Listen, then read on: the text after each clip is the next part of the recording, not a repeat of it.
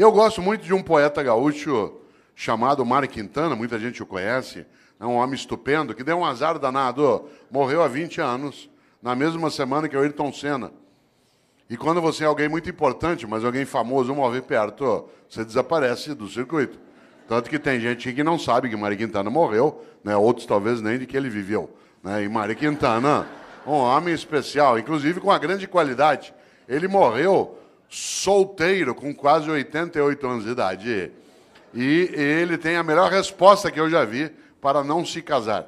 Todas as vezes que alguém perguntava a Mário Quintana, mas por que o senhor nunca se casou? Ele dizia, sempre preferi deixar dezenas de mulheres esperançosas do que uma só desiludida.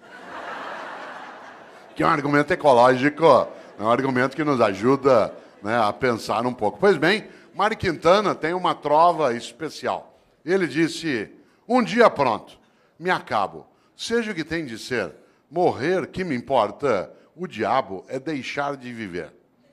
Olha só, um dia pronto, me acabo, seja o que tem de ser, morrer que me importa, o diabo é deixar de viver. E quando que você e eu deixamos de viver? Quando a gente tem uma vida pequena, banal, fútil, inútil, superficial.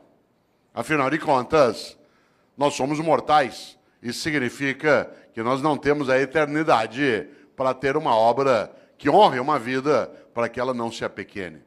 No livro Qual é a Tua Obra, aqui mencionado, que aliás dá título a esta palestra, eu menciono também, né, um autor britânico do século XIX chamado Benjamin Disraeli.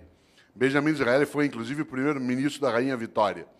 Benjamin Disraeli diz o seguinte, a vida é muito curta para ser pequena. A vida é muito curta para ser pequena. Já basta que ela curta seja para que eu consiga apequená-la de algum modo. E quando a gente apequena uma vida que já é curta, quando a gente tem uma vida banal, fútil, inútil, superficial, morna. Interessante. Nós temos hoje aqui um grande grupo de homens e mulheres que no campo do município ou do Estado atua na atividade pública, isto é servidor.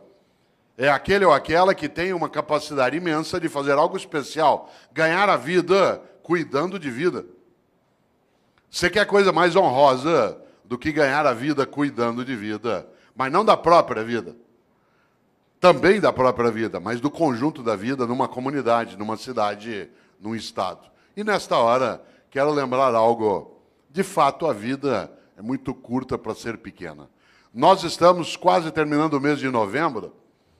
Esse mês teve, no dia 2, a lembrança por parte de uma parcela dos cristãos que criaram o seu dia de finados. O dia de finados tem uma finalidade, fazer com que você e eu nos lembremos de algo especial, que mortais somos. Aliás, você sabe que nós somos o único animal que é mortal.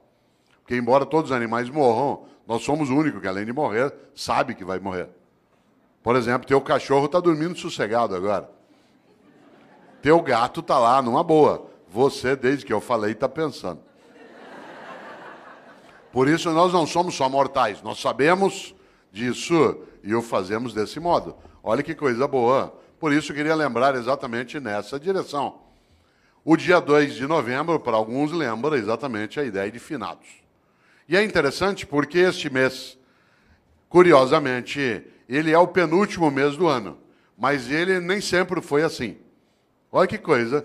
Aliás, se o teu filho te perguntar, por que o mês de novembro é o mês 11? O que o mês de dezembro é o mês 12? O que você vai responder? Talvez você não saiba, mas como lembrou o presidente, eu sei. Em compensação, tem muita coisa que você sabe e eu não sei. Muita coisa que você conhece eu não conheço. Sorte sua e sorte minha. Soubéssemos as mesmas coisas, nós íamos ficar nos repetindo. Ainda bem que você sabe uma coisa, eu sei outra, a gente troca e cresce. Vida é isso. É a capacidade de partilha. Parênteses, dentro do parênteses, partilha. Vida é partilha. Homens e mulheres que não sabem partilhar não têm uma vida que possa ser tão elevada. Afinal de contas, uma vida que tem abundância é aquela em que há partilha. Exemplo, nós nos aproximamos da lembrança do Natal para algumas pessoas. Uma mesa de Natal abundante não é aquela que tem muita comida, é aquela que tem partilha. Às vezes a única coisa que você tem sobre uma mesa de Natal é comida. E muita. E nenhuma partilha. Vida é partilha. Afinal de contas, é só lembrar algo decisivo. Vários de nós aqui, ou aqueles que nos assistem, quando mais jovens, tínhamos menos dinheiro, menos recurso financeiro. A sociedade brasileira era mais pobre do que ela é hoje. Vários dos nossos pais tiveram menos dinheiro do que nós. Vários dos nossos tínhamos menos recurso. O país ele foi elevando a nossa capacidade de renda. Claro que ainda longe daquilo que a gente deseja e merece, mas absolutamente superior ao que já tivemos há 40, 50 anos. Portanto, vou contar uma coisa que quem é jovem talvez não imagine. Vários de nós, quando mais jovens, a gente ia almoçar no domingo na casa de um irmão, do pai, da mãe, de um parente. Não tinha possibilidade de fazer um almoço se cada um não levasse alguma coisa. E aí vinha um milagre magnífico na vida. Cada um de nós levava um pouquinho. Mas na hora de ir embora, todo mundo levava mais do que tinha trazido. Esse é um milagre maravilhoso. Esse é um milagre da multiplicação. Olha que coisa. Cada um de nós levava só um pouquinho. Um frango, uma maionese, uma lasanha. Mas na hora de ir embora, depois que você juntava e todo mundo comia, sobrava. E cada um levava para casa mais do que tinha levado para o almoço. Nós temos essa condição em qualquer cidade, em qualquer comunidade, em qualquer família, no planeta. Claro.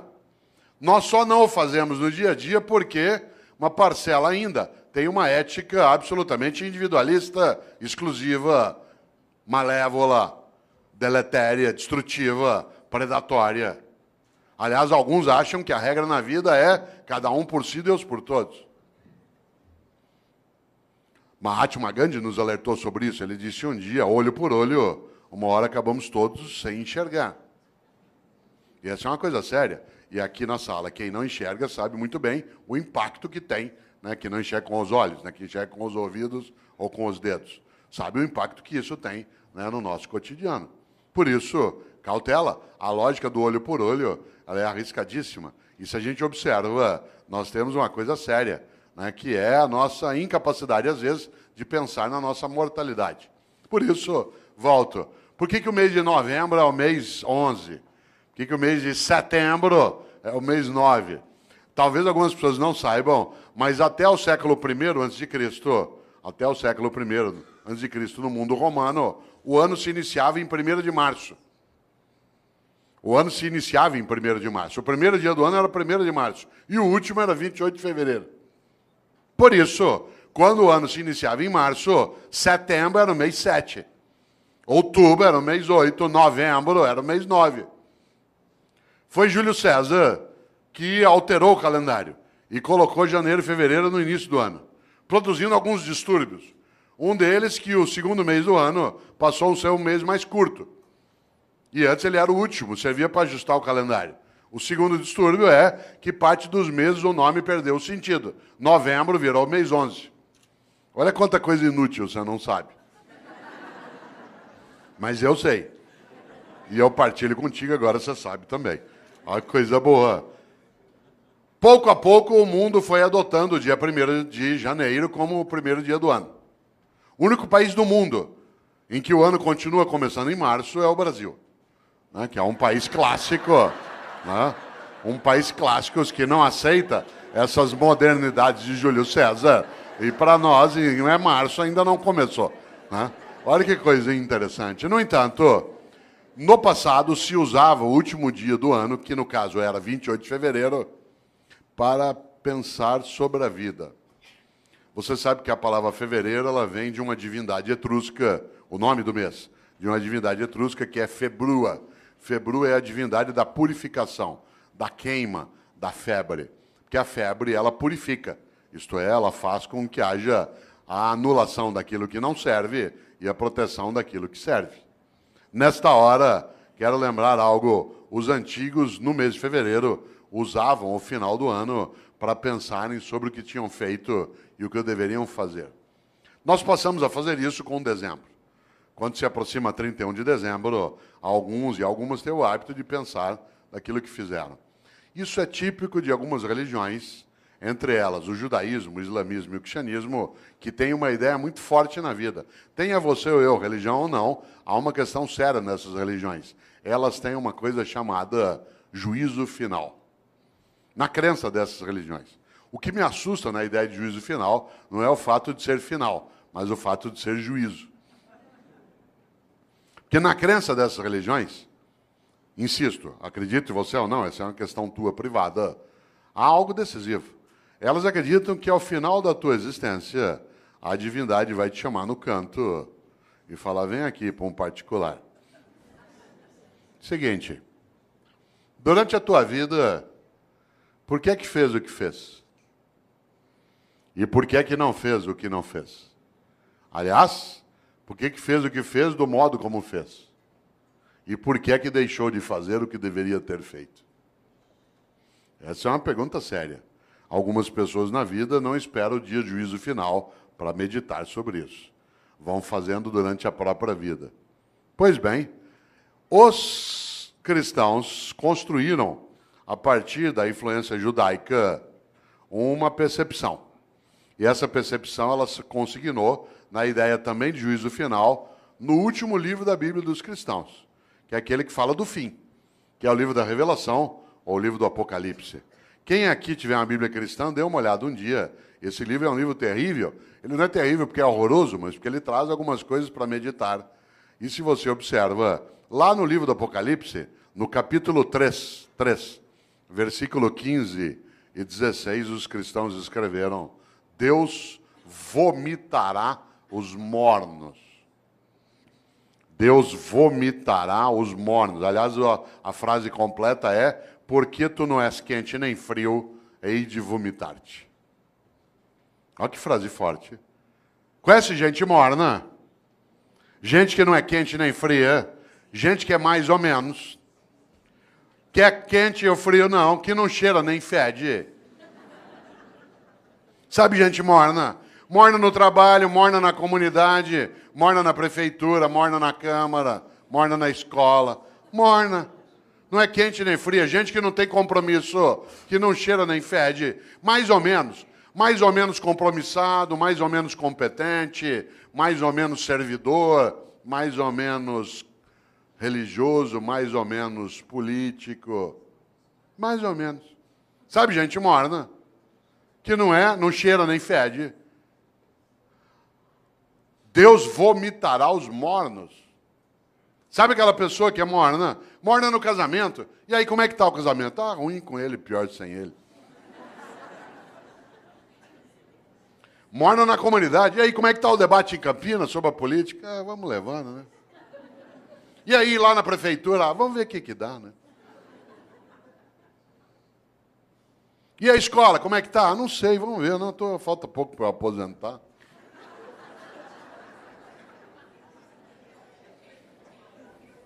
Deus vomitará os mornos. Gente que é morna na amizade. Você vai apertar a mão dela, com licença, ela dá só a pontinha do dedo. Você aperta aquela minhoca desmilinguida. Você vai abraçar, a pessoa abraça meio de lado, meio parece que tem nojo. Sabe gente que economiza afeto? Pessoas que esquecem que afeto e conhecimento é uma coisa que se você guardar, você perde. Afeto e conhecimento, guardou, perdeu. A única maneira de ter afeto e conhecimento é repartir. Gente que é morna na cidade, morna no casamento, morna no serviço público. Morna, não é quente nem fria.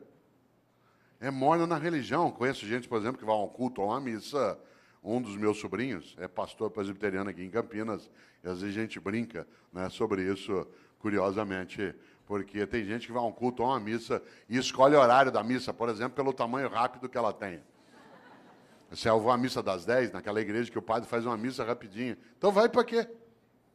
Ou você acha que teu Deus é tonto? Você chama ele de todo-poderoso e ele não sabe que você escolheu uma missa curta. É um Deus palerma. Atenção, Deus vomitará os mornos. A vida é muito curta para ser pequena. Já basta que ela curta seja para que eu consiga apequená-la de algum modo. E quando é que você e eu apequenamos a vida? como eu disse, quando é uma vida superficial, banal, fútil e inútil. Eu, Cortella, no dia que eu me for, e eu me vou, e você também. Mas eu não quero ir, eu quero ficar. Lamento. Só tem um jeito de ficar. Se você fizer falta. Eu tenho um livro chamado Viver em Paz para Morrer em Paz. E nesse livro eu faço uma pergunta na capa, que eu queria fazê-la aqui agora. A pergunta é, se você não existisse, que falta faria? Não pense nisso numa sexta-noite, após beber um pouco. Se você não existisse, que falta faria? Por exemplo, tem gente que faz uma falta imensa. Tem gente que faz uma falta imensa na tua vida. Alguém que te criou, alguém que te apoiou, alguém que estava contigo. E tem gente que não faz falta nenhuma. Teve gente que não vai poder ir ao teu Natal, porque não está, ou já morreu, vai fazer uma falta imensa. E tem gente que não vai, e vai te dar uma alegria imensa. São aqueles que nos dão o agradável prazer da ausência delas. Já imaginou? Cuidado! Você sabe que morrer é ser esquecido. Você, quando faz falta, não é esquecido. Não é casual que no grego arcaico o verbo para morrer e o verbo para esquecer seja o mesmo, que é letos, de letal. Porque morrer é ser esquecido.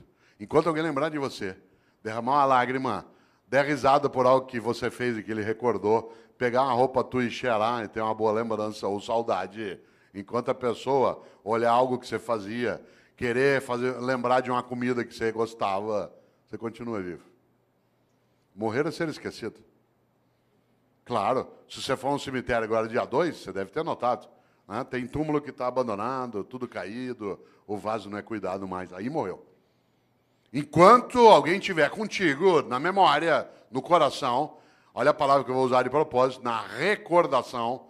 Recordar é fazer passar de novo pelo coração. Recordar, recordes. Você continua vivo. Interessante. Há pessoas que morrem em vida, porque são banais, fúteis, inúteis, e não fazem a menor falta. Tem gente que nos faz, repito, uma falta imensa. Só tem um jeito de fazer falta. Para fazer falta na vida, você tem que ser importante. Não confunda importante com famoso. Tem muita gente que é importante e não tem a menor fama, e tem muita gente que é absolutamente famosa e não tem a menor importância. Uma pessoa importante é aquela que faz falta. Por exemplo, enquanto nós estamos aqui agora, tem uma auxiliar de enfermagem no hospital da prefeitura do estado que está lá tirando as escaras de alguém que está em coma há 3 meses. A pessoa nem sabe que está sendo cuidada. Aquela pessoa é absolutamente importante, aquela enfermeira.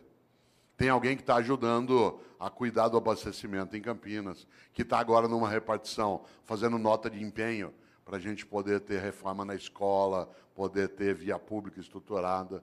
Tem alguém que está numa Câmara Municipal ajudando a preparar projetos. São pessoas absolutamente importantes, mas que não são, de maneira alguma, famosas. A fama passa. Eu, Cortella, às vezes eu sou famoso, depende da semana, do programa de televisão que eu participo. As pessoas passam a semana inteira, te vi na televisão, te vi na televisão. Eu estava agora em novembro, no programa da Fátima Bernardes, a semana inteira falaram, te vi na TV, vou estar lá agora dia 10 de novo, 10 de dezembro. Aí eu sei, semana inteirinha, te vi na Fátima, depois de uma semana, vai embora. Claro. A fama passa, a importância fica. Só tem um jeito de ficar, ser importante. E a importância você constrói onde você está. Na família, no governo, no legislativo, numa atividade de natureza privada, numa escola. Afinal de contas, uma pessoa importante é aquela que fica nos outros. Olha aqui para mim, se você puder. Parênteses, por que eu disse olha para mim, se você puder? Porque há pessoas entre nós que não enxergam com os olhos. E eu não posso dizer, olha aqui para mim. Porque isso significa que eu estou excluindo pessoas. Há pessoas que não ouvem com os ouvidos, elas ouvem com as mãos. E por isso eu não posso, no meu cotidiano, esquecer disso. Porque, do contrário, eu acabo tendo uma obra que é parcial. Por isso, olha que interessante, volto a esse pedaço. O que é alguém que é importante? Olha para mim se você puder. É alguém que eu levo para dentro. O gesto que eu estou fazendo da mão em direção ao peito. Que eu levo para dentro. Quando alguém te importa, porta para dentro, importar. Você se torna importante quando alguém te leva para dentro dela. Quanta gente é importante? Olha que coisa. Levou para dentro. Mário Quintana, um homem especial. Um homem estupendo. Ele, inclusive, fez uma coisa que eu gosto demais. Ele, durante anos, trabalhou vários poemas que eu aprecio, mas houve uma coincidência entre mim e ele, que eu até conto no livro, que você estava me mostrando, o Viver em Paz para Morrer de Paz. Mário Quintana sempre me inspirou. E eu, Cortella, nascido em Londrina, até 10 anos de idade não havia televisão na minha cidade. Não havia TV. E por isso, à noite, eu ficava pensando. E uma das coisas que eu ficava pensando era, no dia que eu morrer, qual vai ser o meu epitáfio? Isto é, o que eu quero que escreva no meu túmulo? Eu já tinha tendência à inutilidade filosófica, né? E eu ficava imaginando o que eu quero que escrevam no meu túmulo. Hoje eu não tenho mais essa questão, porque eu não quero mais ser sepultado. Eu quero ser cremado. Essa é uma decisão individual, mas eu acho a cremação mais ecológica, inclusive. Muito mais adequada. Há um impacto ambiental no sepultamento. Por exemplo, se chineses e indianos aderissem ao sepultamento, nós teríamos problemas sérios. A cidade de São Paulo, que é onde eu moro, tem o segundo maior cemitério do mundo, que é o cemitério da Vila Formosa. Tem 1,5 milhão de corpos sepultados lá. Você imagina o impacto disso no lençol freático, na proliferação de insetos, de roedores. É uma questão séria, mas é uma questão cultural séria. Eu, inclusive, quis debater na cidade de São Paulo o uso do crematório, porque São Paulo só tem um crematório, que é da Vila Alpina. E eu quis fazer uma campanha pela cremação na cidade de São Paulo, quando eu era secretário de Educação. Consegui, inclusive, o patrocínio da Caixa Econômica Federal para fazer cartaz, para debater, e só não fiz porque a prefeita, na época, que era Luiza Erundina, achou que a cidade não ia entender direito. Ela estava certa. Mas eu tinha feito um cartaz, que eu vou usar ainda, né? Vou usar, não deu. Era um cartaz que o patrocínio da Caixa para discutir cremação, escrito assim, vem para a caixinha você também. Certo? Mais claro, né? Mais claro impossível. Eu, claro, hoje não quero mais ser sepultado, mas quando eu queria, eu ficava imaginando qual seria. Aliás, minha mãe, que é uma pessoa, como várias das mães de alguns aqui, absolutamente importante, mas não é famosa, ela é contrária à cremação. E como toda mãe, ela acha que ela é eterna. Porque ela não quer desistir de cuidar. Essa é a obra dela. E há uma coincidência gostosa em casa. Ela nasceu no dia 5 de março, e eu também. Eu nasci no dia do aniversário dela. Família organizada, faz planejamento estratégico, né? E uma coisa boa é que nós fazemos aniversário, claro, no mesmo dia, e acontece uma coisa evidente. A comemoração é sempre junto. E você sabe que aniversário a gente fala de vida e de morte, por causa da idade. E no aniversário que ela fazia 84 anos, o ano passado, né? Ela fazia 84 anos, nós estávamos em volta, netos, bisnetos, todo mundo ali, alguns dos meus filhos, e eu lembrei para um dos filhos algo na hora do almoço. Falei, vocês não esqueçam, né, que papai quer ser cremado, não quer ser sepultado. Minha mãe, aos 84 anos de idade, virou e falou assim, eu não vou deixar você ser cremado. Claro, é Highlander. Por quê? Por uma razão, quem ama não desiste. Quem ama não desiste. Quando você está começando a desistir de algo, é porque você está começando a deixar de amar. E é interessante, porque qual é a suposição? Que ela vai adiante e vai cuidando. Nessa hora, volta a um polo, nesse pedaço. Eu, em Londrina, um dia cheguei ao epitáfio que eu queria. Aí eu sosseguei. Encrenca. Há 8 anos eu fui a Porto Alegre, cidade a qual eu vou com frequência, e todas as vezes que eu lá vou, visito as coisas do Mário Quintana. Porque ele viveu 27 anos finais de vida num hotel no centro de Porto Alegre, que foi fechado, vendido, se transformou ali na Casa de Cultura Mário Quintana. E eu lá fui, como faço sempre, há 8 anos, e pela primeira vez, eu nunca tinha feito isso, não é proibido. O quarto em que ele viveu, ficou lá a escrivaninha dele, a mesa, né, o guarda-roupa, os livros dele. E aí eu cheguei lá e comecei a mexer no caderno do Mário Quintana. Não é proibido. De repente, quase caí sentado, porque ele houvera anotado no caderno qual era o epitáfio que ele queria para o túmulo dele. E eu quase caí sentado, porque ele tinha escolhido para o túmulo dele a mesma coisa que eu tinha escolhido para o meu. Claro que ele não copiou de mim. Né? Mas nós tivemos uma inspiração assemelhada. Sabe o que Mário Quintana mandou escrever no túmulo dele? A maior verdade que eu conheço. Ele mandou escrever no túmulo dele algo que parece piada, não é. Ele mandou escrever no túmulo dele: eu não estou aqui. Olha que coisa maravilhosa. Eu não estou aqui. Eu não estou aqui. Onde está Mário Quintana? Em nós. Na amizade que repartiu, na solidariedade que ofereceu, na felicidade que construiu, na solidariedade que protegeu, na sexualidade que assumiu, na religiosidade que praticou. Onde está Mário Quintana? Em nós. Por isso, a vida é muito curta para ser pequena. E eu, Cortella, no dia que eu me for, e eu me vou, e você também, eu quero ficar. Só tem um jeito de ficar, na minha obra. Porque eu sou mortal, mas eu não preciso ser inútil. A minha mortalidade é presente, mas a minha vida não precisa ser desperdiçada. Por isso, lembra esse fato. No dia que eu me for, eu quero ficar. Só tem um jeito de ficar, nas outras pessoas. Eu sou professor há 40 anos. Parte da minha obra é exatamente isso. Alguns aqui são servidores públicos há 15, 20 anos. A tua obra é aquilo que você faz no dia a dia para ajudar a proteger essa comunidade. Outros trabalham em tribunais de conta. A tua obra é exatamente a cuidar daquilo que é o recurso público, da lisura da vida, da capacidade da decência. Alguns atuam no legislativo, outros no executivo, outros atuam no executivo dentro da atividade docente, né, dentro de uma escola, outros no hospital, outros num conselho, outros cuidam de família. Qual é a finalidade? Não ser inútil. É interessante isso, porque se você observa, de fato, volto eu e insisto, a vida é muito curta para ser pequena.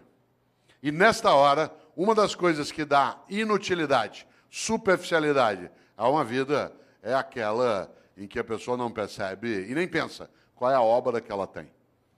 Eu, no livro Qual é a Tua Obra, conto uma experiência relacionada a serviço público meu direto. Eu, quando era secretário de Educação na capital, percebi um dia uma coisa muito interessante. Todas as vezes que um secretário vai visitar uma escola, e secretário de Educação visita escola todo dia. Quem que ia comigo? Quem que ia comigo? O meu assessor. Quem ia comigo no Opala, na época? De chapa dourada, junto com a segurança. Entrava na escola, tinha banda, tinha salgadinho, a gente era levado para a sala da diretoria, as crianças cantavam a Aquarela do Toquinho. Eu tenho trauma até hoje, de tanto ouvir a Aquarela do Toquinho. Dava 2, 3 vezes por dia. Um dia eu falei isso pro Toquinho, eu falei, Toquinho, eu adoro tua música, mas eu tenho trauma dessa. Quem que ia comigo? A pessoa já convertida.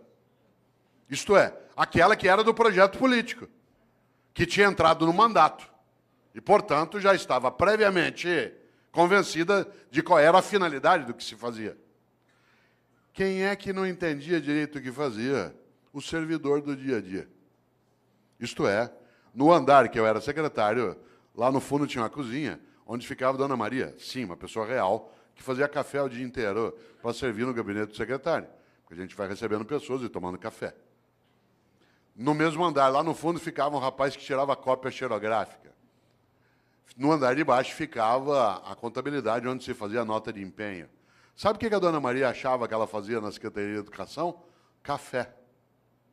Sabe o que o rapaz que tirava cópia xerográfica achava que fazia na Secretaria de Educação? Tirava cópia xerográfica. A moça que fazia nota de empenho achava que o trabalho dela era fazer nota de empenho. O que ela não tinha visão? Da obra. E por isso eles estavam na rotina do dia a dia. A rotina. Não havia um entusiasmo. Um dia eu decidi mudar essa lógica.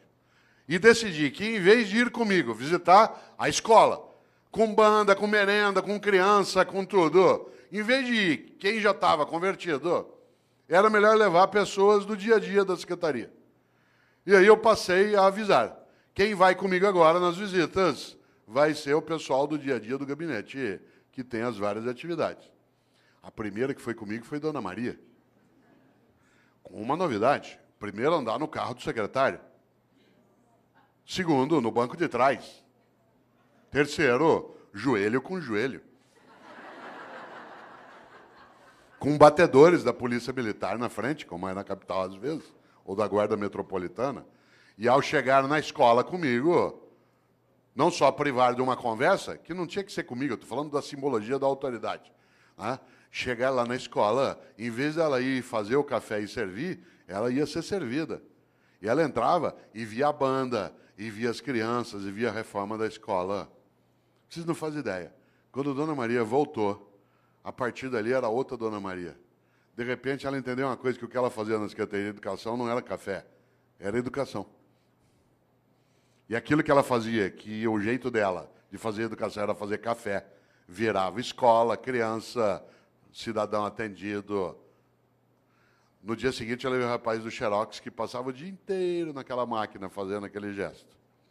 E ele ficou boquiaberto, porque ele não fazia ideia que o que ele fazia não era tirar cópia, o que ele fazia era educação escolar. E o jeito dele fazer educação escolar era nos ajudar, tirando cópias. Vocês precisam ver a moça, né, que fazia nota de empenho. Ela imaginava que a tarefa dela era passar o dia ali fazendo nota de empenho. Quando ela viu que as notas de empenho viravam reforma, criança, comunidade, criança brincando, estudando, ela ficou boquiaberta. O que ela não tinha entendido? O propósito. O propósito, isto é, qual era a obra dela? A obra não era fazer nota de empenho, era construir educação escolar numa comunidade, usar os recursos de maneira adequada para elevar a vida. A partir dali, tanto faz quem era o governo. Porque, de maneira geral, o funcionário do dia a dia, ele não adere a projetos de governo, porque o governo é eventual. Mas quando ele tem clareza da obra, que ele vê, por exemplo, que uma Câmara Municipal está sendo reestruturada para que ela tenha maior capacidade de servir a população e honrar o recurso, tanto faz quem é o presidente.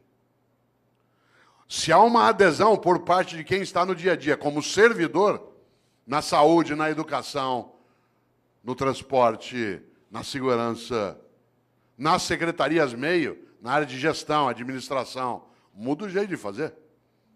Aliás, aconteceu comigo uma coisa, eu vou contar, não quero que pareça arrogância nem autoelevação, mas ela é muito bonita. Você sabe que quando o governo vai terminando, as pessoas à sua volta, que são da máquina, vão rareando, porque ele não é maluco. Ainda mais que no governo que eu estava, quando houve a eleição, o meu grupo político perdeu a eleição. E outro grupo, o adversário, venceu a eleição. Isso significa que os últimos 2 meses de governo era já com a possibilidade de entrar quem era contrário a quem estava saindo. Vocês imaginem, se bobear, não chega nem café. Que é uma questão de sobrevivência da máquina. Ela não se compromete, às vezes, com quem está saindo, porque ela vai passar 4 anos com quem está chegando. Pois bem, isso não aconteceu conosco. E não é porque éramos nós, e nem porque as pessoas aderiam ao tipo de projeto político que se tinha, mas eles começaram a entender aquilo que era o projeto de cidadania, do qual ele estava envolvido, que independia do governo eventual que estava ali. A tal ponto que aconteceu uma coisa curiosa. Quando, da posse do novo governo, eu fui dar posse ao novo secretário. Estava ele e todo o staff dele aqui. E nós estávamos saindo lá de cá. E o auditório lotado, na época era na Avenida Paulista, lotado de servidores que estavam ali para a posse de quem chegava e a despedida de quem partia. Pois bem, aconteceu uma coisa que até hoje eu me arrepio de lembrar, e não tem a ver só comigo, tem a ver com o projeto em geral. Na hora que eu terminei a minha fala e transmiti o cargo, é a hora de quem perdeu sair e honrar aqueles que vão comemorar a vitória e o governo deles. E, portanto, eu me levantei e toda a minha assessoria, como se levantou junto. Claro. E aí eu fui saindo. Quando eu fui saindo, todos os servidores levantaram e fizeram um corredor polonês. Fizeram uma fila dos 2 lados e nós fomos saindo e eles foram batendo palma. até a gente sair do prédio. Vocês imaginem, em tese, no serviço público, isso é arriscar a cabeça em alto nível. Só não foi porque quem estava chegando, no caso, que era o vice-prefeito de São Paulo, que também se tornou secretário de Educação, também ele era professor, que era o professor Solon Borges dos Reis, que já faleceu, que era do CPP. Mas olha que coisa maravilhosa. Eu estou falando isso não para exaltar a nós, inclusive porque uma parte das pessoas não tinha nenhum vínculo ideológico ou nenhuma simpatia, né, pelo grupo político, mas ele tinha porque ele percebeu algo decisivo, que era a obra. Porque a gente estava tentando que ele não fosse morno. Por isso, vida com propósito. Coisa curiosa, há pessoas que estão nessa área e que não o têm, e que têm uma obra diminuta, pequena. Por isso eu vou contar uma coisa. No serviço público, algo que é muito perigoso, que é gente morna. Porque essa gente morna, ela, de maneira geral, ela acha que o que ela faz é só aquilo como um emprego. Você sabe disso. Na área privada também isso acontece, mas na área pública há uma destinação diferente, que é a própria atividade pública em si. Por exemplo, tem uma coisa que é muito perigosa. Na minha área, que é a educação escolar, vou contar uma coisa que quem é professor aqui, ou professor, sabe. Tem gente que atua no ensino público e no ensino privado. E se comporta de um jeito no ensino privado e de outro no ensino público. No ensino privado, participa das reuniões, das atividades. No ensino público, tira todas as licenças, vê tudo que pode. Aliás, tem gente que atua em ensino público e despreza a escola pública. Despreza. Ameaça o filho com a escola pública. Você não está estudando, você vai ver, vou te pôr numa escola pública, você vai ter que conviver com aquela ralé.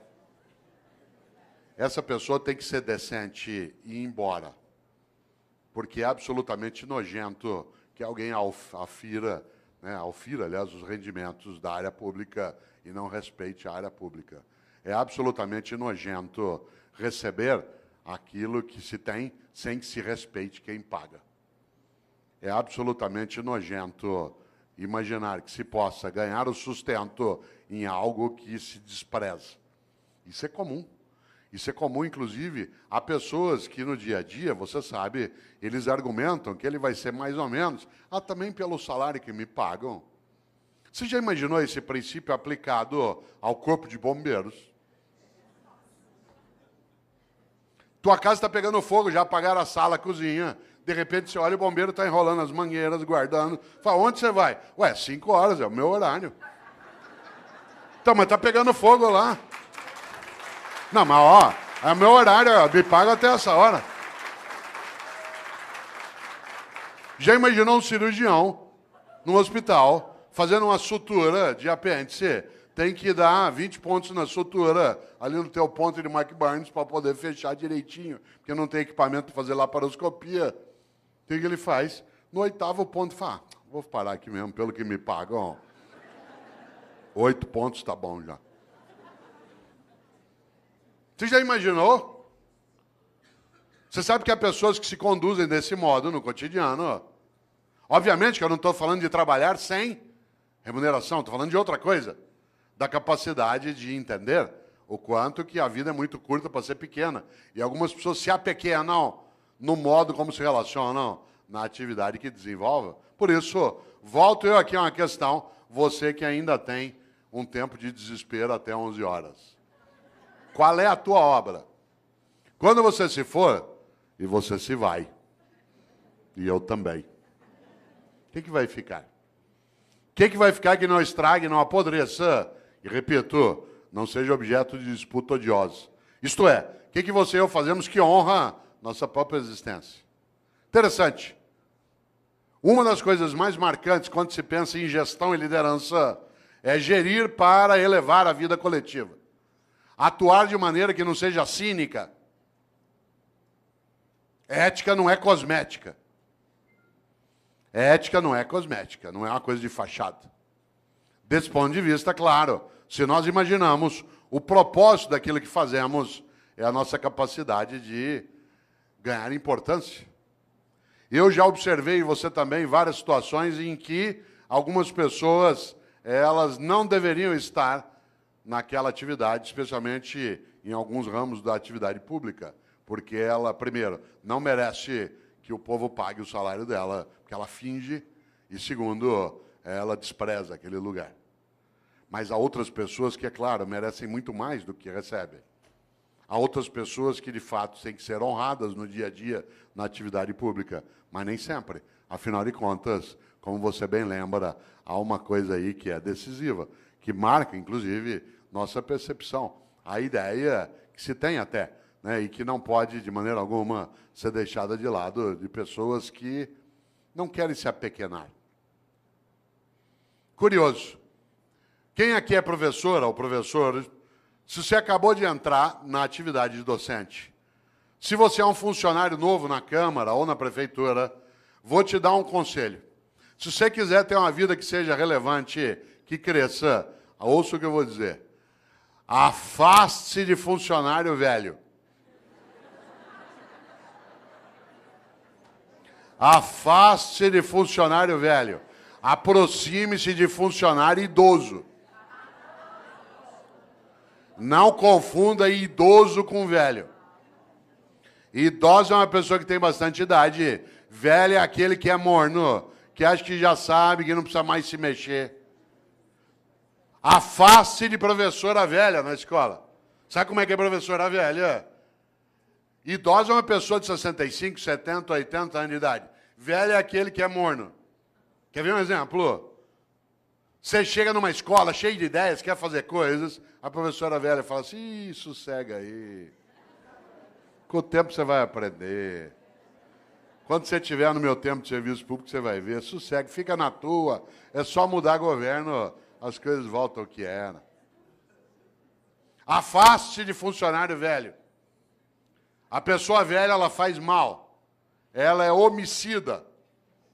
Isto é, ela assassina as condições de vida coletiva numa comunidade. Se ela estiver na atividade pública, pior ainda. Você já imaginou? Aproxime-se de gente idosa.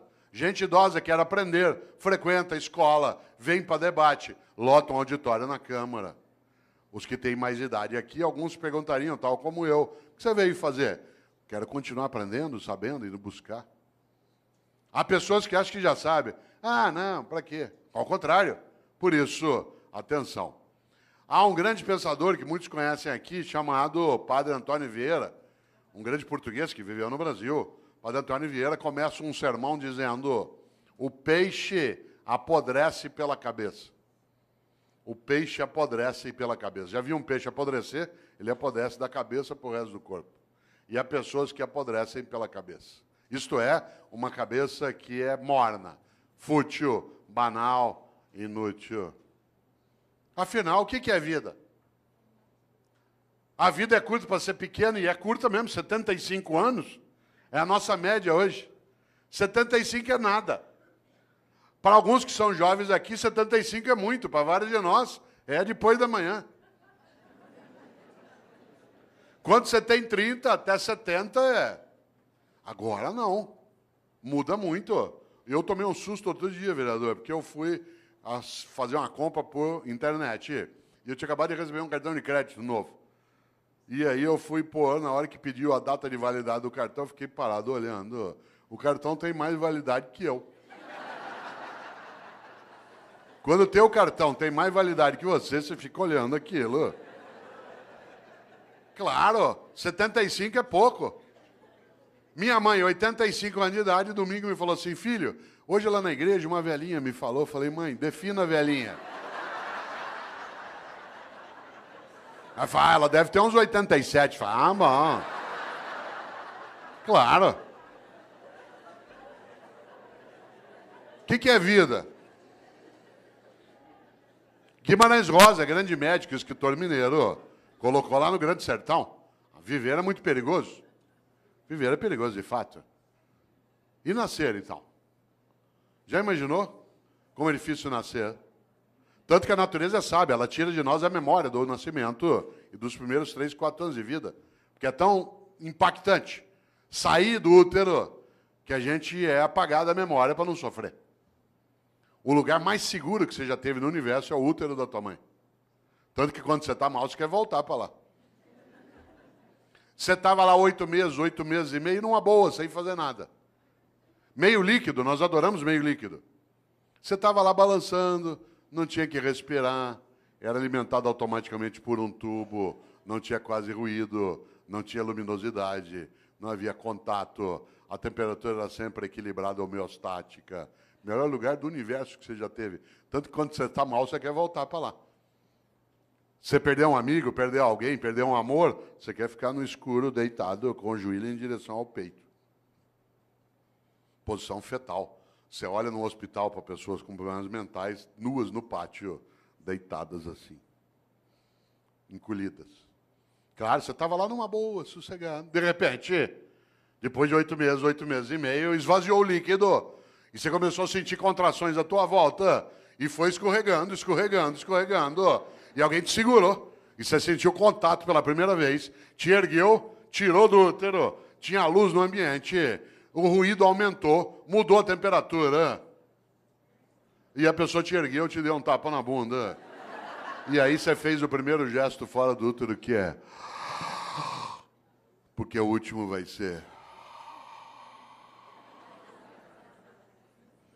Entre a primeira vez que você faz e a última que você faz,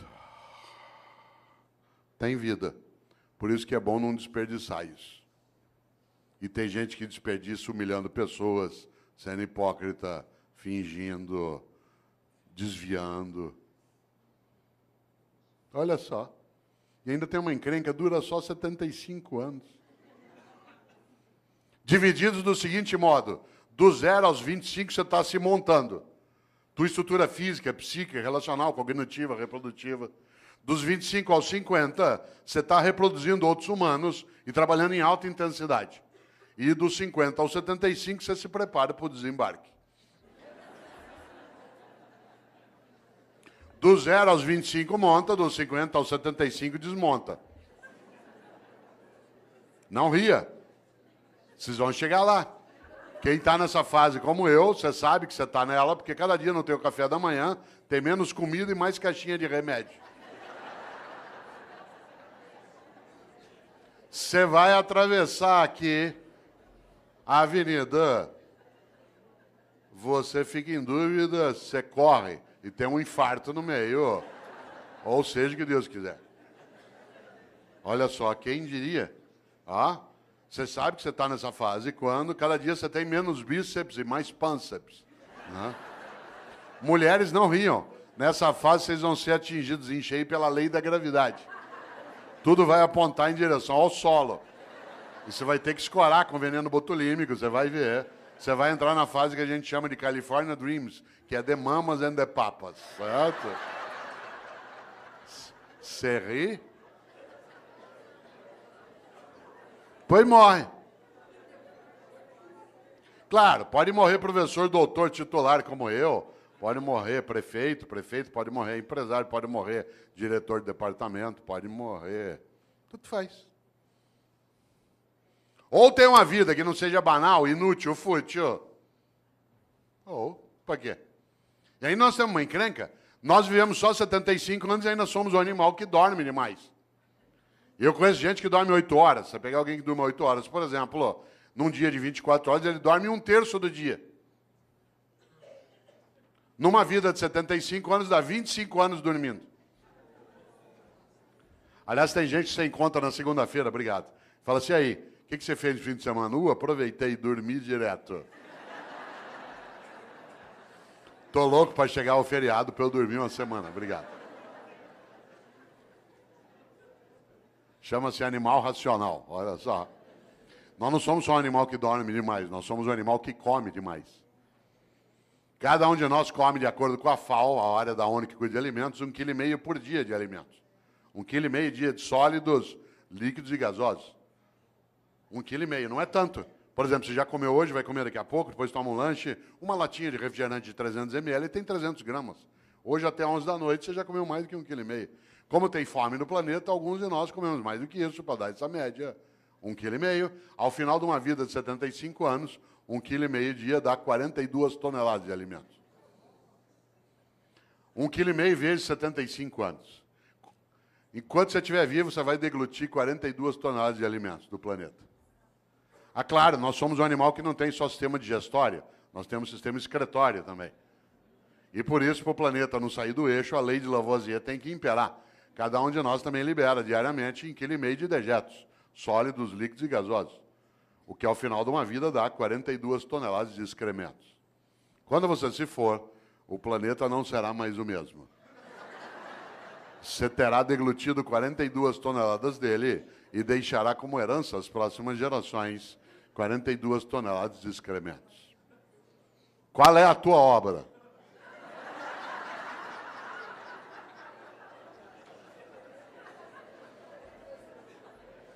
Você sabe que tem gente que leva a vida desse jeito. Ela destrói o ambiente, humilha pessoas, furta, desvia, finge, só para poder dormir mais que necessita, comer e excretar em banheiros especiais. Esse é o reino da mediocridade. As revistas que mais vendem são as que mostram chiques e famosos nas suas camas, nas suas mesas e nos seus banheiros. Os programas de TV que mais fazem sucesso são os que mostram pessoas trancadas numa casa ou numa fazenda, comendo, bebendo e excretando pelos 7 ou 8 orifícios que tem. Reino da mediocridade. Tem gente que diz que não tem 1 hora por dia para brincar com o filho, para ver lua junto, para fazer uma oração, para estudar. Mas tem 1 hora por dia, sabe para quê? Para ficar parado vendo gente comendo, bebendo e excretando. É tão forte isso que qualidade de vida para nós hoje, o que é? Cada um tem um quarto com banheiro. O anúncio não é que você vai ter qualidade de vida numa casa que tem uma cozinha grande com uma mesa comprida, onde todo mundo vai ficar em volta. Não, é cada um ter um banheiro. É vida privada, isso é subir na vida. Cada um poder ter um banheiro dentro de casa. Você já imaginou? Não é o lugar da partilha, da convivência. Isso é um risco. Claro. Já pensou? Depois morre. Se bobear, não fará falta. Interessante. Aliás, sabe o que uma pessoa fala quando ela está morrendo? Quem aqui é da área de medicina sabe disso? Eu me lembro o tempo que dava aula na Santa Casa, em alguns momentos em São Paulo, que se ia até a UTI. Numa UTI é um lugar onde tem mais complicação. Sabe o que as pessoas falam quando estão morrendo? Ela não gruda em você, com licença, professor. Ela não gruda em você e diz assim, doutor, pelo amor de Deus, deixa eu viver mais um dia que eu quero mandar em mais gente. Doutor, por favor, deixa eu ficar vivo mais 1 semana que eu quero humilhar mais algumas pessoas. Doutor, pelo amor de Deus, deixa eu ficar vivo mais 2 dias que eu quero comprar mais um carro. Sabe o que as pessoas falam quando estão morrendo? Ela gruda em você e diz, doutor, pelo amor de Deus, deixa eu ficar vivo mais um dia, só para poder abraçar o meu irmão, com quem eu briguei faz 10 anos, a gente nunca mais se falou. Doutor, por favor, deixa eu ficar vivo mais 1 semana, só para poder brincar com os meus filhos, eu achei que eu não tinha tempo para fazer isso. Doutor, pelo amor de Deus, deixa eu ficar vivo mais 1 hora, só para poder dizer para minha mulher o quanto que eu amo, porque eu achei que se eu falasse muito isso, ela ia ficar mal acostumada, o que é verdade. Sabe do que as pessoas falam na hora da partida? Daquilo que importa na travessia. E como disse um dia o grande Guimarães Rosa, o importante não é chegar nem partir, é a travessia. E a travessia você faz com outros e outras. Por isso, qual é a tua obra? Minha obra não é ser imortal, coisa que não sou, mas é ser eterno. E eu não sou eterno do ponto de vista religioso, eu sou na obra que deixo, naquilo que ajudei a fazer naquela cidade, naquela família, naquela repartição, naquela secretaria, naquele legislativo. Algo que no dia que eu partir, e eu partirei, e você também, que eu não tenha medo de me perguntarem por que fiz o que fiz. Você já imaginou? Essa é uma das coisas mais fortes. Agora eu vou te contar uma coisa. Aproveitando que você ainda tem quase 26 minutos de desespero. Muita gente não quer nem saber dessas questões. Sabe por quê? Porque ela quer viver de maneira automática, robótica. Para que pensar sobre isso? para que pensar sobre a obra? Ao contrário, quando a gente encontra num dia como hoje, um auditório na nossa Câmara Municipal, pleno de homens e mulheres, para pensar coisas desse tipo, é sinal que a gente tem alternativas boas. Isso é um belo sinal daquilo que a gente precisa e precisa fazer. Nesta hora, volta a um polo. Há pessoas que envelhecem a cabeça, a prática e a percepção. Ela não frequenta uma escola porque ela acha que já sabe. Nem uma escola de governo, nem uma escola do legislativo. Gente velha acha que já está pronta. Isso é um perigo. Um dos meus filhos, o André, que tem 37 anos, ele até faz o prefácio de um livro meu, chamado Não Nascemos Prontos. O André, quando ele tinha 18 anos, um dia ele estava fechado no quarto dele em casa, em São Paulo, ouvindo rap. Eu gosto de rap, mas não é qualquer rap que eu gosto. E eu estava na sala em casa ouvindo ópera. Eu gosto de ópera, mas não é qualquer ópera que eu gosto. Música boa, para mim, é aquela que me emociona. Se ela me emocionar, ela é boa. Quem aqui gosta de ópera sabe que ópera a gente ouve um pouquinho mais alto. Ele saiu do quarto dele injuriado por causa da altura da música. Hoje ele gosta de ópera, na época não. Veio até a sala e falou, pai, pelo amor de Deus, desliga isso, pai. Aliás, eu estava ouvindo uma área do Puccini, que é maravilhosa, que eu não posso cantar aqui porque ela é para soprano, chamada Mio Babino Caro, meu papaizinho querido, que é magnífica. A Maria Callas a gravou um dia. Pena que eu não posso cantá-la aqui, né, por ser para soprano, mas talvez você a conheça. Eu até dou risada, porque tem gente que coloca essa área na igreja em cerimônia de casamento, na hora da bênção das alianças. Eu falei isso outro dia aqui em Campinas. E é curioso, porque ou a pessoa não entende ópera, ou ela entende muito de casamento, porque a área fala de uma menina que vai se matar.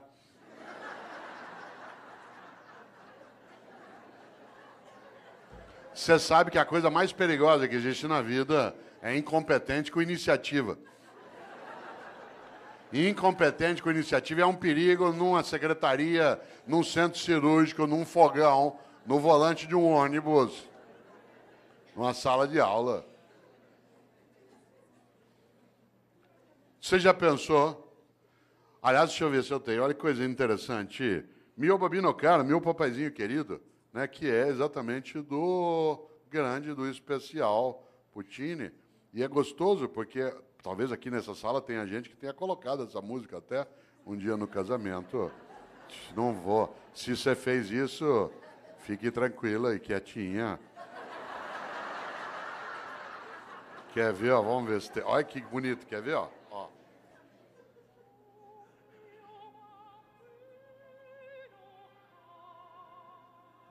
Ó, meu papaizinho querido.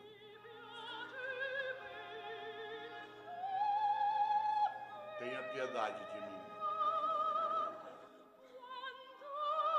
Eu aqui na beira da Porta Rossa, né, em Florença, ou se o senhor me dá esse anel de noivado, eu me mato. E a pessoa põe na hora da bênção das alianças. Deve ser premonição. Eu ouvindo ópera, ele ouvindo rap, ele saiu do carro e falou, pai, pelo amor de Deus, desliga isso, pai. Hoje ele gosta de ópera. Falei, André, que pena, você aos 18 anos de idade já está ficando vítima da indigência mental. Você aos 18 anos de idade fechou tua cabeça para aquilo que é diferente do que você já conhece. Você aos 18 anos de idade acha que o único modo de fazer as coisas é como você já fazia. Você aos 18 anos de idade ficou impermeável à renovação do teu conhecimento. Você aos 18 anos de idade acha que a única trilha a ser caminhada é aquela que você já caminhou. Você aos 18 anos de idade está ficando refém da pobreza das ideias. Ele falou, pai, você está ficando louco. Eu falei, André, eu estou ficando louco, você está ficando velho. Insisto, não confunda idoso com velho.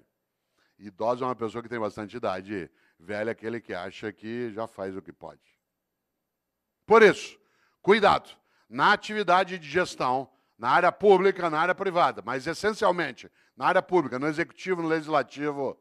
É preciso cautela para não envelhecer. A prática, a percepção, a cabeça, porque o próximo passo do velho, com qualquer idade, é ficar morno. E a mornidade torna inútil. E a inutilidade torna absolutamente esquecível. Claro, quem é o grande padroeiro dos velhos? Especialmente na atividade de gestão. Especialmente no campo público, que eu também tenho experiência. Quem é o grande padroeiro? Não são grandes homens e mulheres que lutaram para a vida ter mais sentido. Sabe quem é o grande inspirador de gente velha? De gente que é morna? É o Mendes Sá. Lembra do Mendes Sá? Um dia uma professora de História do Brasil dava aula sobre os governos gerais, falou sobre o Tomé de Souza, falou sobre o Duarte da Costa. Quando estava falando sobre o Mendes Sá, viu um aluno distraído lá no fundo e para pegá-lo, claro, virou e falou assim, Paulo, o que fez Mendes Sá? Ele disse, fez o que pôde. Cuidado com o Mendes Sá. Gente, nós temos que ter mais relevância naquilo que a gente faz aqui na nossa gestão. Eu faço o que eu posso. Gente, nós temos que ter um nível maior de eficácia na atividade pública. Eu faço o que eu posso. Gente, nós temos que dar uma destinação mais sólida para o recurso originário do povo. Eu faço o que eu posso. Cuidado. Essa é a falência da ação. É a admissão da síndrome do possível. No Brasil tem uma coisa chamada síndrome do possível, que é um perigo. Quer ver um exemplo? Você leva teu carro no mecânico hoje à noite aqui em Campinas, diz, olha, meu carro está com um barulho estranho. Ele diz, vou fazer o possível. Você vai ao médico e diz assim, doutor, eu estou com uma dor no pâncreas. Vou fazer o possível. Você chega para um funcionário, olha, eu precisava disso. Vou fazer o possível. Você desanima. Imagine que você está aqui agora, você sabe que ainda faltam 21 minutos para você se libertar de mim. Você começa a se irritar, você tem coisa séria para fazer. De repente, você começa com uma dor, uma cólica no baixo ventre, que vai para lá e para cá. Tua perna direita começa a tremer, você começa com um pouco de sudorese, ânsia de vômito, calafrio. Isso é sinal de apendicite. A gente pega você, leva para um hospital aqui perto, afere tua temperatura, vê que você está com indício, te pré-anestesia. Vai levando para o centro cirúrgico, você vai deitado no corredor, vendo passar aquele teto branco na maca. Aí você gruda na mão do médico e diz assim, doutor, vai dar certo a operação? Ele diz, vou fazer o possível.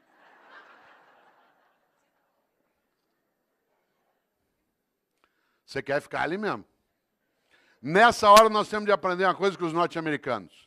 Não é tudo com eles que a gente aprende, não é tudo deles que a gente rejeita. Tem várias coisas deles que a gente não precisa aprender. Parênteses, há 4 anos, presidente, eu estava em Brasília, aliás, onde estarei amanhã, né, que eu tenho um evento lá. Eu estava em Brasília e trabalhando ali 3 dias, e estava lá o Obama, com a comitiva. Por coincidência, eu fiquei no mesmo hotel que a comitiva do Obama, exceto ele. Durante 3 dias, toda hora que eu entrava, eu era barrado e revistado pela segurança norte-americana.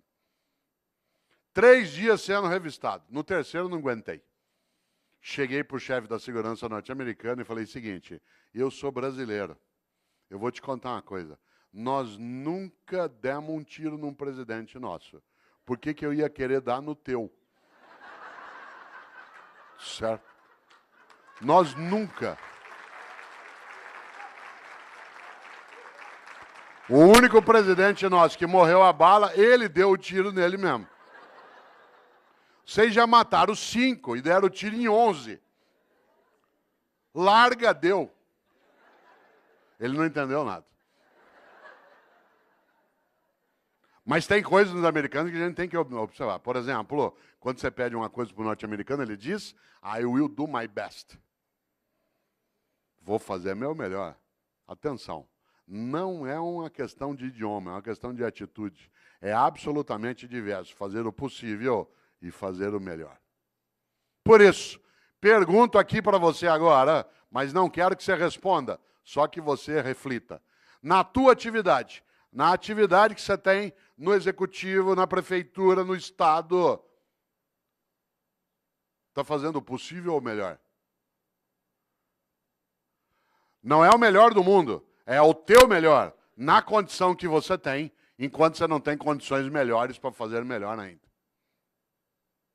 Pergunto de novo, mas não responda. Está fazendo o possível ou o melhor? Insisto, não é o melhor do mundo, se for ótimo. É o teu melhor, na condição que você tem, enquanto você não tem condições melhores para fazer melhor ainda. Porque se você ou eu, podendo fazer o meu melhor, me contento com o possível, eu caio num lugar perigoso chamado mediocridade. Uma pessoa medíocre é aquela que é morna, que está na média, que não é quente nem fria. Lembra quando você chegava da escola que tinha boletim escrito, o pai olhava 6 em português, 5,5 em matemática, 4 em história. Pai, deu para passar. Medíocre. Deixa, eu toco minha vida. Isso é mediocridade. Insisto, uma pessoa medíocre é aquela que, podendo fazer o melhor, se contenta com o possível. Exemplo, mediocridade é falta de capricho. Capricho, sabe o que é capricho? Capricho é você fazer o teu melhor na condição que você tem, enquanto você não tem condições melhores para fazer melhor ainda. Exemplo, minha mãe e eu moramos na mesma rua em São Paulo, por coincidência, e às vezes eu passo na casa dela no fim da tarde. E mãe conhece. Às vezes ela olha para mim 5 da tarde e fala assim, você não almoçou ainda, né? E eu falei, não, eu comi um negocinho na universidade. Ela falou, peraí, que eu vou fazer um negócio para você. E é aquela coisa meio mágica de algumas mães. Em 5 minutos aparece uma coisa para eu comer. Eu sou filho de italiano, uma coisa comum. Um pouco de talharina com azeite e sal em cima, mais nada. E eu, com a fome que eu estou naquela hora, comeria o prato vazio. Portanto, ela pode fazer qualquer coisa. Mas sabe o que ela faz? Faz um macarrão com azeite e sal. Mas antes de servir, pega um tomatinho cereja, corta em 4 e põe em cima. Capricho. Capricho é você fazer o teu melhor na condição que você tem, enquanto você não tem condições melhores para fazer melhor ainda. Eu, no Paraná, quantas vezes, caipira, ia até a roça visitar a casa de alguém, quem aqui conhece sabe, na roça, aquela casa que a gente chama de pau a pique, casa de barro com madeira trançada, entrava na casa, chão de terra, tudo varrido. Tudo varrido, capricho. Ah, mas o chão já é de terra, capricho, fazer o melhor na condição que tem, enquanto não tem condições melhores para fazer melhor ainda, para não ser medíocre. Pedia eu para tomar um gole d'água na roça. A mulher corria pegar uma canequinha, daquela de alumínio, toda amassada. Areada. Passava areia em volta. Ah, mas já é pobre mesmo. Epa, pobre, mas é limpinho. E tem gente que não é pobre, limpinho não é. E tem gente que é pobre e não é limpinho. Medíocre. Pobre na roça tem roupa de ver Deus. Vai à igreja. Pode, não, roupa não é nova, vocês têm remendo, mas está limpinha. E põe no sol para coarar. Quantas vezes eu, como secretário de educação na capital, ia visitar uma escola municipal, teto caindo, água escorrendo, culpa nossa do poder público. Mas a escola toda arrumada, limpinha, as carteiras em ordem, velhinhas, mas em ordem. Florzinha, sala dos professores. Capricho. Capricho é você fazer o teu melhor na condição que você tem, enquanto você não tem condições melhores para fazer melhor ainda. Tem gente que é medíocre. E aí a obra fica medíocre. Ah, mas do jeito que me pago. Ah, mas do jeito que é. Ah, mas eu não tenho condição. Todos os dias nesta cidade, às 3:30 da manhã, algumas pessoas acordam, pegam 2, 3 ônibus ou a moto e vão trabalhar no resgate do Corpo de Bombeiro ou do SAMU. Passa o dia tirando gente do meio de ferragem.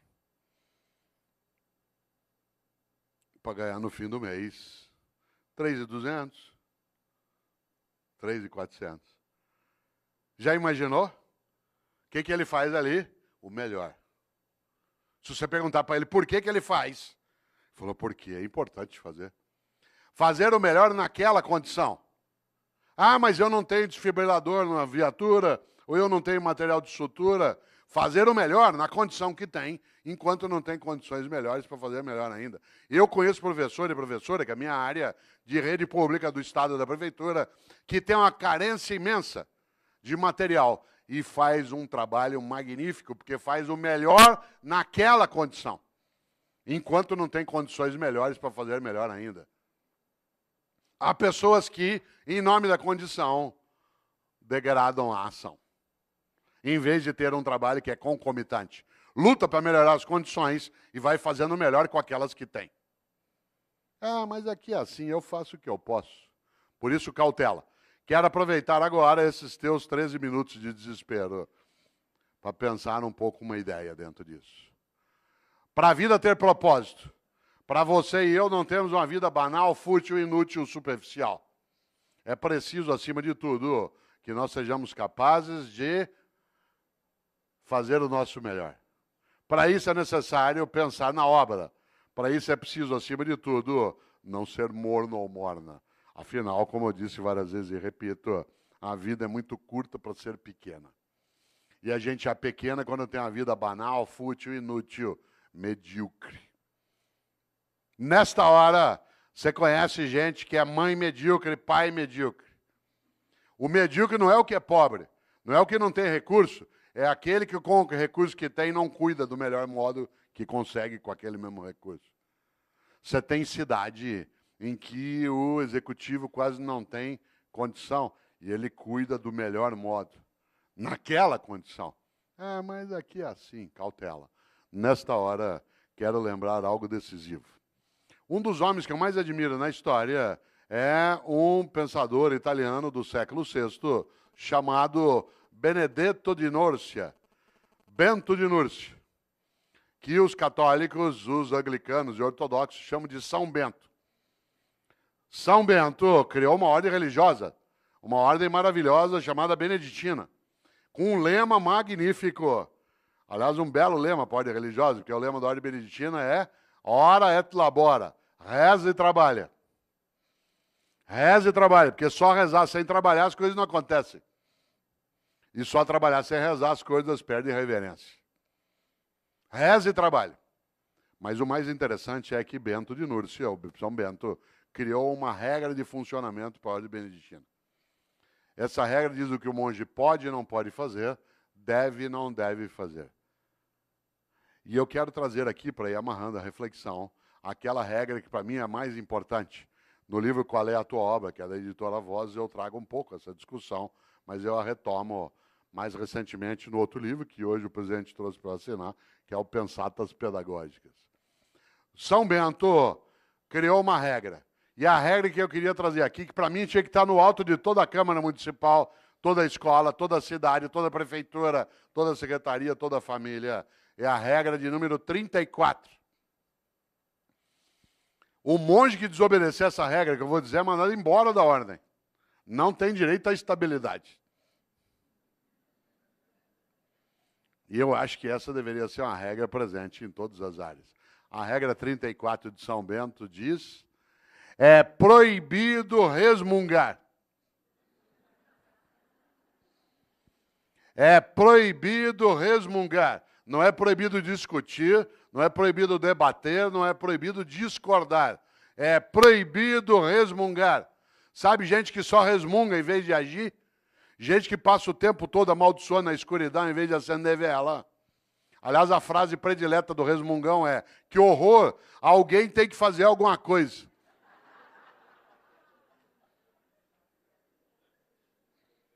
É proibido resmungar. Não é proibido discutir, debater e discordar. Mas o resmungão é medíocre. Aliás, todo resmungão é vagabundo. Toda resmungona é vagabunda. E a melhor maneira de não precisar fazer nada é acreditar que nada pode ser feito. Por isso, todo vagabundo e toda vagabunda tem uma característica: é pessimista. Aliás, é tão vagabundo que nem chama a si mesmo de pessimista, chama de realista. Porque a melhor maneira de não precisar se mexer é achar que não há nada que vale mexer. Por isso, todo vagabundo ou vagabunda é pessimista e prefere acreditar que nada pode ser feito. Tudo que você propõe, ele diz, não vai dar certo. Vamos fazer uma escola legislativa e não funciona. Vamos fazer uma escola de governo para quê? Vamos mexer na organização da Câmara, vamos estruturar um Tribunal de Contas no Estado que cada vez mais possa dar decência ao recurso coletivo. Isso aqui no Brasil. Opa! O pessimista é, acima de tudo, alguém que se aproxima do bandido. Não por escolha, mas por omissão. Como diz uma antiga frase, os ausentes nunca têm razão. Vamos fazer uma palestra para discutir qual é a tua obra e isso não funciona, não vem ninguém. Ó. O que faz o otimista? Tem uma encrenca. O otimista tem que ir atrás, juntar, procurar, chorar, se arrepender, querer largar. Falou, vou largar isso, eu vou sair disso aqui. Para quê? Não funciona. Mas o pessimista, ele tem uma coisa. Ele não tem esforço nenhum a fazer. Aliás, o pessimista, você já notou, a única coisa que ele faz é sentar e esperar dar errado. Aí você fala assim, mas não está dando errado. Ele fala, espera que você vai ver. O otimista tem que estudar, fazer curso, ir atrás, se arrepender, querer largar, juntar com outro. voltar e repensar, chorar de vez em quando. Mas o otimista tem uma grande vantagem. A vida dele não é pequena. Pode até ser curta. Ah, mas olha só, para quê? Não vai funcionar. Para quê? Ó, por isso, atenção, agora que você ainda tem 7 minutos. É proibido resmungar. Não é, repito, proibido discordar, debater. Resmungar, sim. Nós vivemos em 2014 no Brasil uma coisa belíssima, um debate sério, em vários momentos, em outros nem tanto. Numa eleição, nós não estamos habituados a debater. A tal ponto que metade quase tentou matar a outra metade. Que ele não está habituado ao debate no dia a dia. E nós estamos aprendendo a fazer. Mas nós tivemos coisas que são maravilhosas. São 7 eleições em seguida, num país de 514 anos, primeira vez. Bom demais, democracia é uma coisa que a gente constrói junto. Democracia não é ausência de ordem, é ausência de opressão. Claro que a ordem tem que existir. Democracia não é ausência de ordem, é ausência de opressão. Nesta hora, o que diz o pessimista? Ah, isso não vai funcionar. Olha só. O que faz o otimista? Junta, volta, vai outra vez, se arrepende, se candidata, não quer mais, acha que esse chefe vai liquidar, resiste mais um pouco, vou esperar, quem sabe ele morre.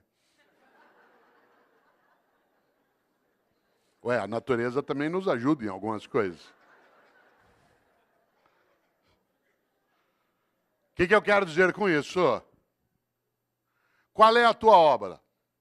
Quando você se for, e você se vai, e eu também, o que vai ficar?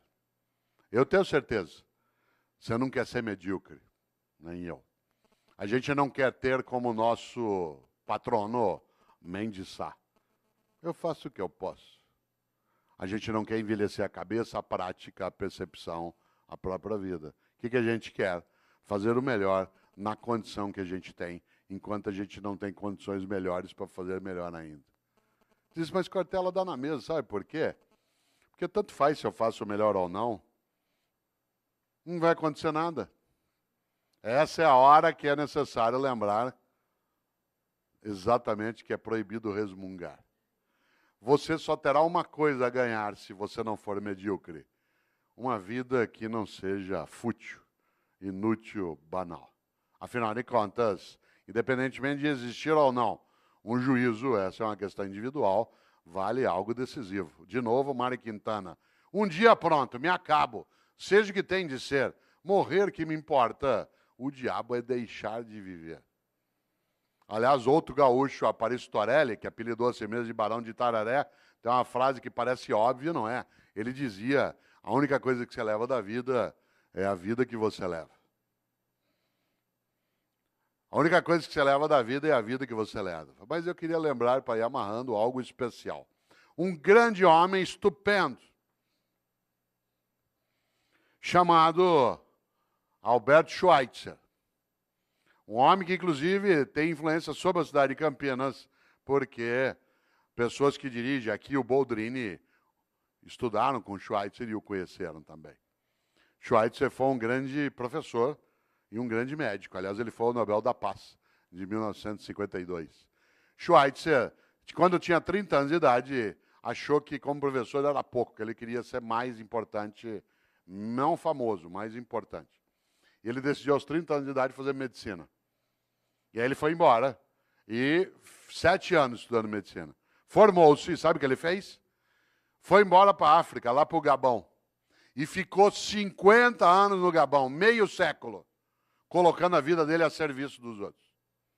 Aliás, no dia que ele morreu, tem uma coisa curiosa. O corpo do Albert Schweitzer está sepultado na Europa, mas o coração está no Gabão. Porque quando ele morreu, o povo do Gabão quis o coração dele, fisicamente. Está sepultado lá no Gabão. Schweitzer, tem uma frase para você e eu não esquecemos, e é a penúltima que direi. Disse Schweitzer um dia, a tragédia não é quando um homem morre. A tragédia é aquilo que morre dentro de um homem enquanto ele ainda está vivo. Olha só, a tragédia não é quando um homem morre. a tragédia é aquilo que morre dentro de um homem enquanto ele ainda está vivo. E o que não pode morrer? A dignidade de uma vida que não seja banal, fútil, inútil, superficial. Mas queria lembrar algo, que aliás é a última frase do livro Qual é a Tua Obra? Onde está essa reflexão que aqui fiz. Que é uma frase de um francês, que é François Rabelais, que foi monge beneditino. Um homem do século XVI, para quem gosta de literatura renascentista, escreveu Garganto, a Pantagruel. O especial François Rabelais tem uma frase que eu vou dizer 2 vezes. Ele disse: conheço muitos que não puderam quando deviam, porque não quiseram quando podiam. Digo de novo. Conheço muitos que não puderam quando deviam, porque não quiseram quando podiam. A gente quer, pode e deve. Isso significa que a gente consolida algo que é a nossa capacidade de obra. E agora quero concluir lembrando algo, dizendo a quem chegou de pouco depois que eu não abriria um debate em função do número de pessoas e porque era uma reflexão, mas agradecendo imensamente tantos homens e mulheres que aqui vieram hoje, para a gente pensar um pouco como elevar a nossa vida, que já é curta, mas que não precisa ser pequena de modo algum. E que cada um e cada uma de nós saiba, no seu dia a dia, a importância de fazer o melhor, em vez de se contentar com o possível. Afinal de contas, é isso que nos levará a ser importantes, a sermos levados para dentro. Por isso, quero terminar com uma frase de alguém que eu acho especial, que é Chico Xavier. Eu não sou espírita, não tenho nenhuma crença reencarnacionista, mas acho o Chico Xavier um homem santo. Aliás, se eu tivesse alguma autoridade sobre os católicos, ia pedir para nomeá-lo santo, de tão importante. Ele passou a vida, em vez de resmungar, tentando serenar as pessoas, fazendo o que podia, que era o melhor dele na condição que tinha. Chico Xavier, como sabe aqui os espíritas, tem uma frase que serve para você e para mim, porque alguns dizem assim, mas Cortella, agora é tarde. Chico Xavier dizia, embora ninguém possa voltar atrás e fazer um novo começo, qualquer um pode começar agora a fazer um novo fim. Olha só, embora ninguém possa voltar atrás e fazer um novo começo, qualquer um pode começar agora a fazer um novo fim. Por isso, lembro eu aqui para fechar, você e eu temos sim de construir uma vida que nos torne importantes. E quando a pergunta vier, se você não existisse, que falta faria? Ter clareza da resposta.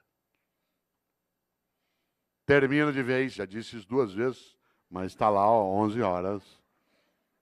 Termino de vez me despedindo também, agradecendo, cumprimentando o presidente da Câmara, me despedindo com um cumprimento árabe. Eu sou casado com um árabe, com uma mulher árabe, né? E os árabes, quem aqui é árabe sabe, os árabes se despedem, tem a ver com a palestra, de um jeito especial. Ele aperta a mão, presidente, e diz, vida longa e morte rápida. Pô, isso é uma coisa funda, olha só. Vida longa e morte rápida. Viva bastante, mas quando for a tua hora, se for a tua hora, que seja de imediato. Esse é um desejo fortíssimo. Vida longa e morte rápida. Obrigado.